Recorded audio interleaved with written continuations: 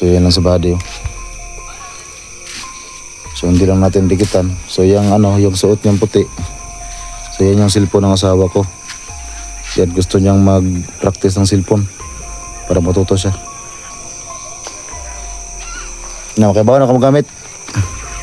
Di pa? Di pa kayo? So yan mga tol, no? Yung kanyang muka siguro maklaro niya yan, pero hindi lang gaano kasi medyo madilim yung ating kamera.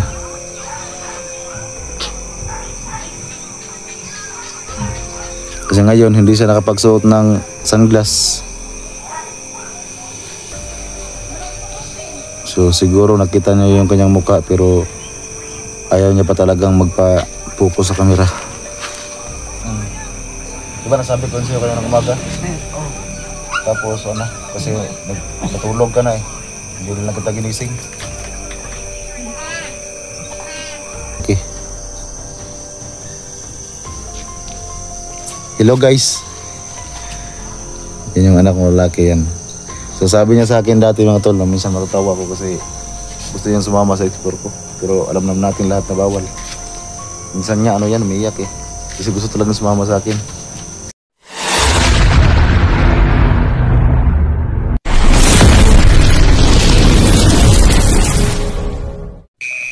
So yan mga tol, magandang gabi po sa lahat. So yan tol, nag-video ko ngayon. Kasi nga kagabi mga tol, ay mayroon pong nagmasid dito sa kubo ko kagabi. So si Buddy andyan lang sa namin, sa aming pintuan. So mamaya ipasilip ko sa inyo si Buddy.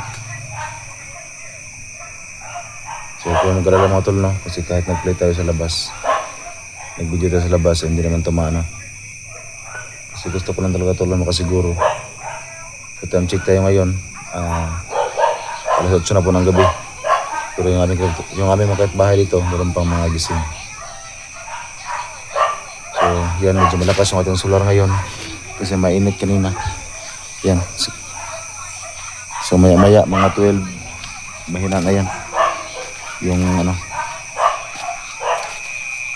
So ngayon medyo maaga pa ngayon. So nag-open lang ko ng video para ma-update ko rin kayo kasi nga kagabi meron po talaga nagbasa dito. So bantay sarado kami ni Buddy ngayon. Andun lang si Buddy. So si Buddy ay gusto niyang matuto talaga sa cellphone. So yung cellphone ng asawa ko nanghiram muna siya. So yan nakita niyo. Yan. So ginamit niya yung cellphone ng asawa ko at gusto niyang matuto sa paggamit ng cellphone.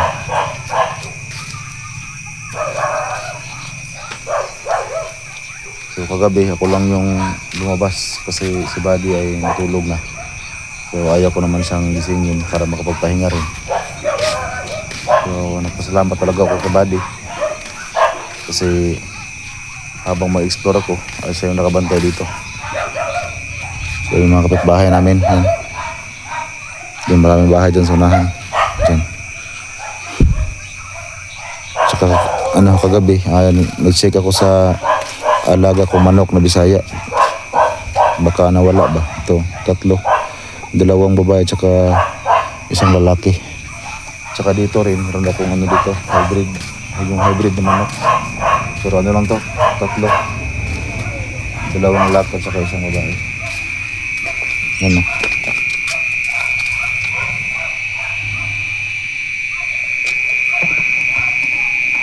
Hindi lang klaro. Yan.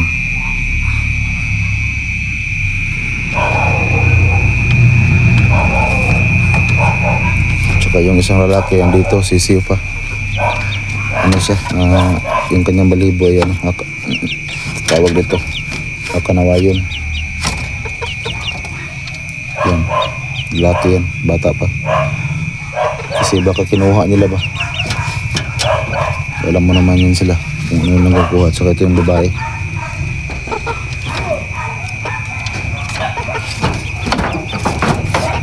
Yan, Ito yung babae.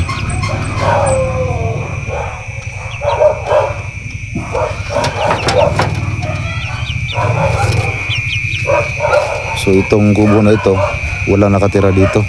So dito ako pumasok kagabi.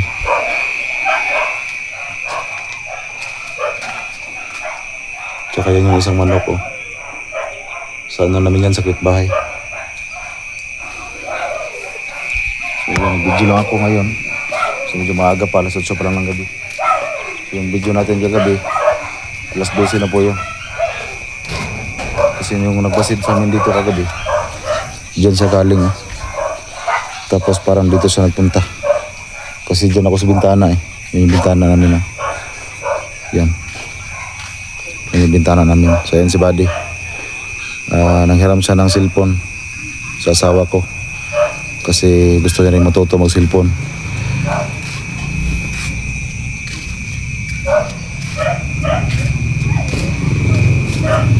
So maya-maya punta natin si Buddy namin.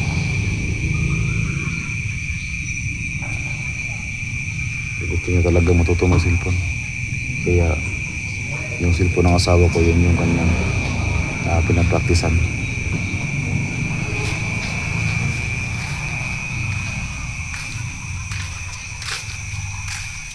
Saka dito ako naglibot kagabi dito. So nakaano pa yung ilaw ka ngayon. Kasi kagabi nakapatay na yan eh. Dito ako nagpunta kagabi. Saka dito sa may bandang likuran. So yung pader na yan, sa kapitbahay namin yan. Meron sila mga baboy na alaga dyan. So yan ang umaga. Sinabihan ko si Buddy na gano'n niya, may nagbasi dito kagabi. Kaya na habang nag-explore ako, ay sinabihan ko siya na magbantay ng maigi dito. Kasi palagay ko, parang si Gus dyan yung nagbasid sa amin dito kagabi. So buti ay gising pa tayo. Kasi nga nag-edit ako ng video. So nagkataon na ano natin na meron na kamasid. Kaya maya kasi ngayon matagal ako matulog ngayon. Pati si Buddy, nagmasid kami dito. Kasi si Buddy ay na-alert din sa akin sinabi kagabi na mayroong nagmasid dito.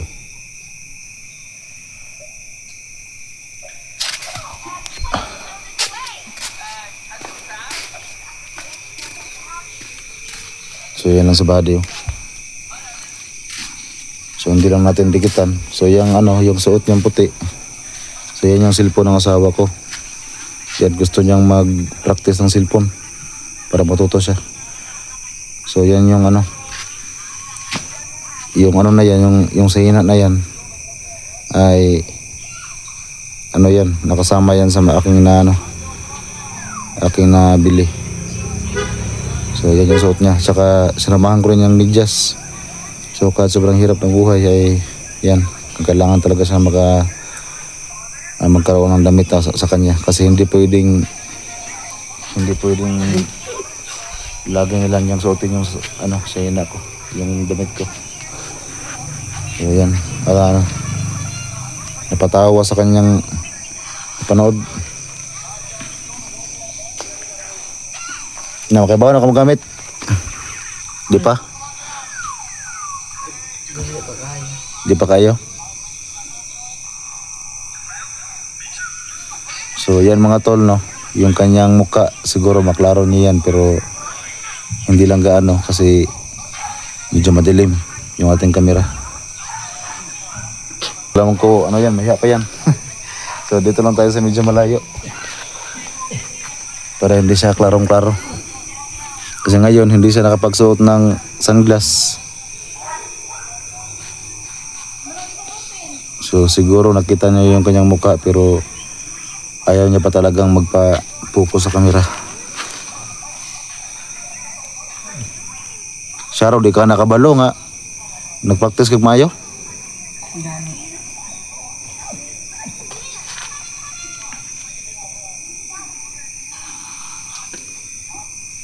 Nagbantay sa diri karon, Buddy kay Gabi eh. May nagbasay diri gidi eh. Hmm. Diba nasabi ko sa'yo kanina ng umaga? Oh. Tapos ano, kasi natulog ka na eh. Hindi na lang kita ginising. Para hindi ka maano. Diba, pagtas yung cellphone para kabalo ka. Kaya basta hindi makasilpon ka, baka makasilpon ka, ano, hindi ka alam, baka makasilpon ka, di marunong ka nang gumamit.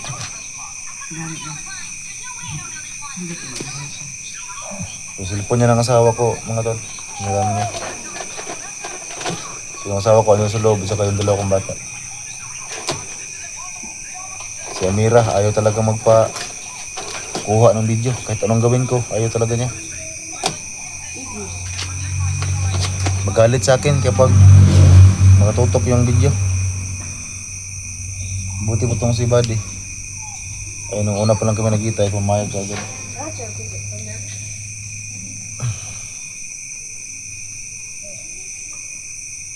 So ngayon mga tol, no? Hindi kami matulog hanggang 12 PM. So, pag wala kami mapansin, doon na kami papasok na Buddy. So yan, may kasama na ako dito sa kubo ko. Kasi habang mag-explore ako, si Buddy yung nakabantay dito. Tsaka si Buddy ay gusto talaga sumama sa akin pero ayaw kong pasamahin. Para maging safety din siya at may bantay din dito sa kubo ko. So ayan, nag-practice talaga ng cellphone para matuto. At saka yung asawa ko buti ay nagpahiram ng cellphone. So wala naman siyang ginagawa.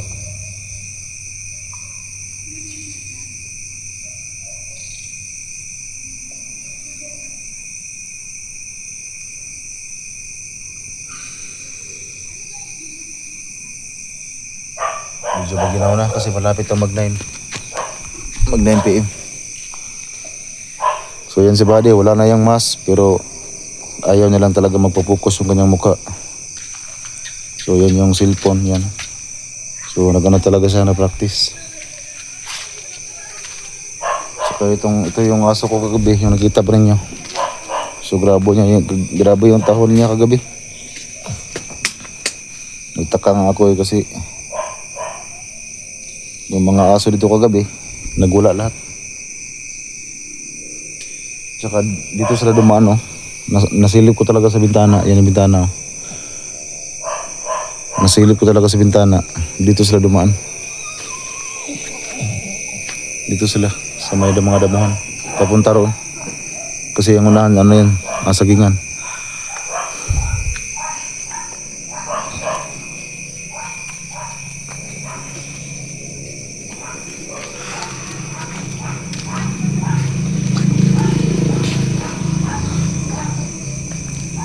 Practice si Buddy, oh.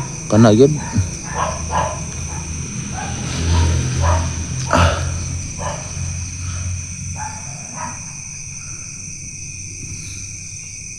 So yan tol, binatang pa talaga si Buddy.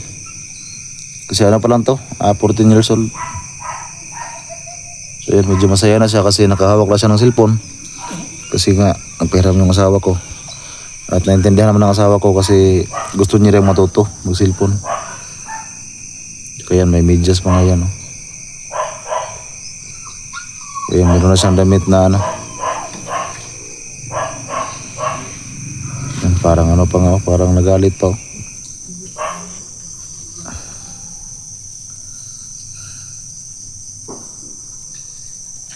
Yun yung anak ko, lumabas yung anak kong laki. So sabi ng anak ko, gusto niyang sumama sa vlog. Ngaji, hello. Hello guys. Yan yung anak ko lalaki yan. So sabi niya sa akin dati mga tol, minsan matatawa ko kasi gusto niyang sumama sa explore ko. Pero alam naman natin lahat na bawal. Minsan nga umiiyak eh. Kasi gusto talagang sumama sa akin. Gustong sumakay sa motor. So nag-aaral to, grade 2. Yan, oh. Yan yung asawa ko sa loob. Tsaka sa Mira dyan sa loob din. Yung anak kong maliit babae. Nasa duyan. Mangihi ka? So naihi. Ihi daw siya.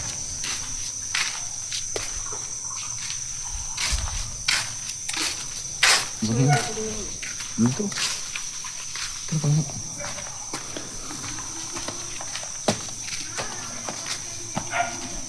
Ayo dihara. Ki, pahubo na.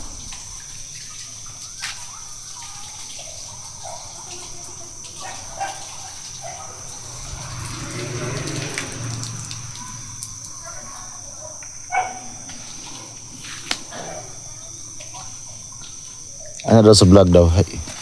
Hello guys. Munta gusto ka muuban.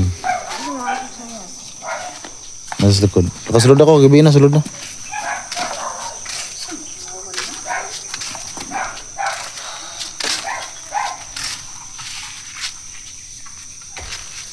So yan mga tol, no? Nag-update lang po ako dito sa paligid ng kubo ko. So kayo mag-alala tol kasi hindi naman nila ito maklaro. So ang problema kasi tol, no? Itong mga vlogger na ito dati ay ngayon iwan ko kung anong mga sumanod sa kanila. So itong mahirap tol. Kahit hindi ka mag-video sa bahay nyo, eh alam pa rin nila. Alam pa rin nila kung saan ka nakatira. Eh useless tol, no? Kahit hindi ka pa mag-video. So ngayon ang ginawa ko, update ko lang sa inyo. Kasi bantay sarado kami ngayon ni Buddy. Dahil sa nangyari kagabi na mayroong maligid sa amin dito.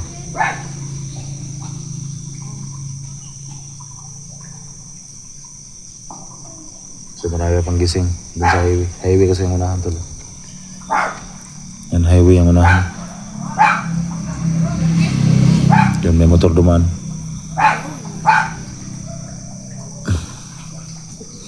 Tsaka dito may mga ibo na kalapati. Yan ang katulog.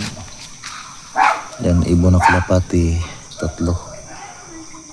Pero marami to kanina eh. Krrrr. Krrrr. Krrrr. Ito mga ibo na ito mga tol na sobrang bait. Yan. 2 lalaki at isang babae. Marami ito kanina. Mahigit 10 ito kanina. Siguro nasa ibang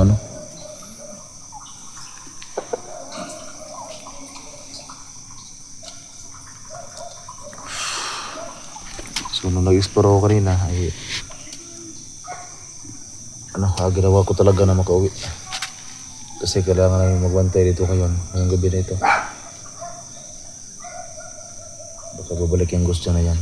At hindi ako nagkaroon ng oras na magpunta roon, magmasid sa bahay ni Gusdan. Mula dito medyo malayo-layo rin. Pero malalakad lang, pwede malakad.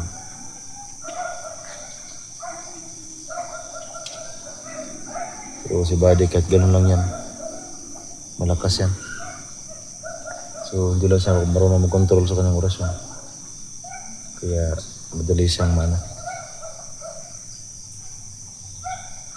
So sana ay matuto siya mag-cellphone. So buti ay pinahiram na kanyang asawa. Kasi itong cellphone ko hindi ito pwedeng gamitin ni Buddy kasi maraming mga mag-chat ng mga viewers natin. Eh baka mag-reply siya baka baka kung anong magawa sa mga viewers natin. Kasi itong cellphone na ito, pang vlog ko lang talaga ito. At walang iba makahawak na ito kahit anak ko. Kasi baka ma-click yung call or iba pa. Eh, mahirap na. So yung video natin baka ma-delete, baka pumasok sa YouTube. Kaya ako lang talaga yung pwede makahawak ng cellphone ko. Yung asawa ko, siya rin makahawak din sa akin sa cellphone.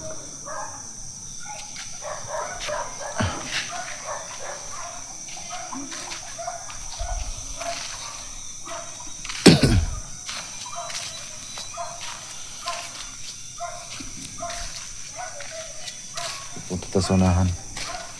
So yun yung kubo natin. So punta tayo dito sa medyo malayo.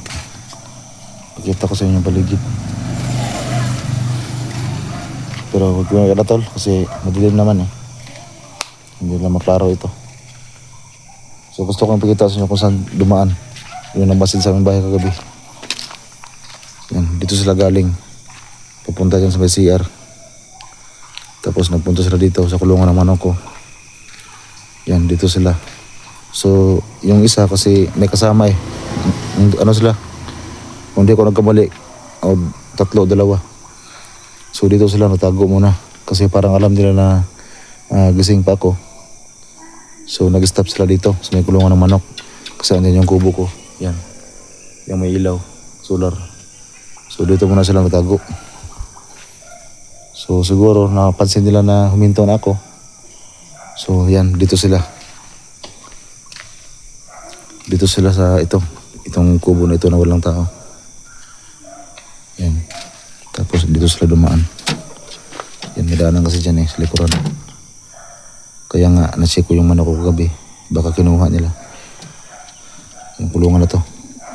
Ito yung kulungan ko. So yan, may daanan dyan. Yun yung bahay. Kubo, daanan sa gilid. So doon sila na sa may mga damuhan. Dumiretso. So pakita ko sa inyo yung likod. Daan niya dito. Dito sila lumusot sa aso ko. Yan, dito sila lumusot. So may daanan dito. Yan, daanan dyan. So dyan sila lumusot sa may cyclone. Ito cyclone Yan. Yan dito, nasira yung cyclone. Nasira pa nga yung cyclone nadapa na yung cyclone. So doon sila dumiretso. May sagingan sa unahan. Grabe talaga. So ngayon kami ni Buddy, bantay sarado kami. So siguro hanggang 1 AM kami dito magmasid. Pero minsan papasok naman kami. Pero pag meron kaming na meron nagmasid, siyempre labas kami. Kaya kaming 2. So yan si Buddy. Buddy, kahit ko lang itong video, Buddy. Itong video natin, patuloyin ko lang muna to para... So yung mga tol, pag meron kayong mapansin mamaya, mag-open ulit ako ng camera para kahit pa paano ay ma-update kayo sa mga nangyayari dito. So yan, okay sa Buddy na mag-ano muna kami, mag-cut. So yan, kasi focus talaga siya pag-practice ng cellphone.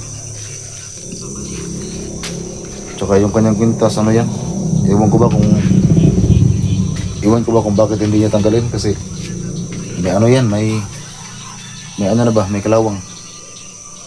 So sinabi ko sa kanya na kunin kasi baka maano yung kanyang liig kasi nga meron ng kalawang. Ayaw niya talagang patanggal sa akin. So yan lang mga tol, nag-update lang po ako dito ngayon. So katanchig tayo, 9 PM na po ng gabi. So hanggang 1 AM kami dito magmasid. Baka meron namang magmasid sa amin dito. So yan lang mga tol, maraming salamat na. At abangan nyo lang tol, yung mga upload ko pa sa YouTube.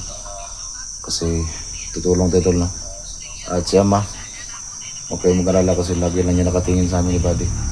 Sa buong pamilya ko. So yan lang tol, maraming salamat at pag-share po ng video natin. Yun lang.